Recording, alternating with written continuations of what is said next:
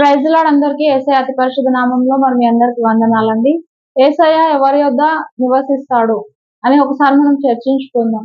మరి గర్వంతో ఉన్న వారి యొద్ద అవిధేయుల యొద్ద దేవుడు ఎప్పుడు కూడా నివాసం చేయడండి. అయితే దేవుడు ఎవరి యొద్ద నివాసం చేస్తాడు అనేది వాక్యం ద్వారా మనం తెలుసుకుందాం. యెషయా గ్రంథం 57వ అధ్యాయం 16వ వచనం. వినయము గల వారి యొద్దను దీన మనసు గల వారి యొద్దను నేను నివసించుతున్నాను. హల్లెలూయా.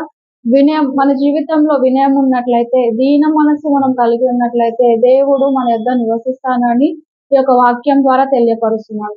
చాలా మంది తల్లిదండ్రులకు అవిధేయులుగా ఉంటారు, తోబుట్టిన వాళ్ళకి అవిధేయులుగా ఉంటారు, కుటుంబంలో ఉన్న వారికి అలాగే పెద్దలైనటువంటి వారికి అవిధేయులుగా ఉండి చిన్నపాటి జ్ఞానం కలిగినప్పుడు గర్వంతో రగిలిపోతుంటారు. వివాహమైన వాళ్ళు మరి ఆ యొక్క వివాహాన్ని బట్టి, భార్యను బట్టి లేదా భర్తను బట్టి అంతకుముందు వాళ్ళ జీవితంలో ఉన్న ప్రతి ఒక్కరి యొద్ద గర్వంతో ప్రవర్తిస్తూ ఉంటారన్నమాట.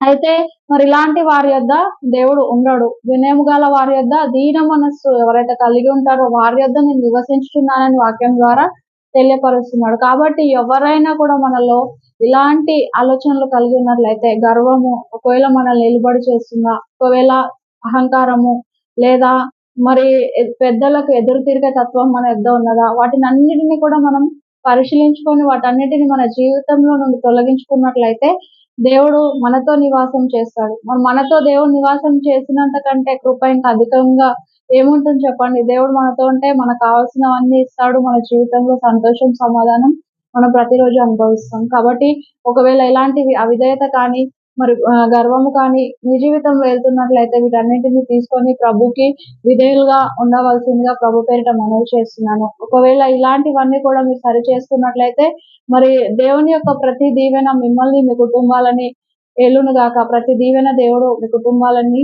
ఇచ్చి ఆశీర్వదించును గాక. Praise the lord.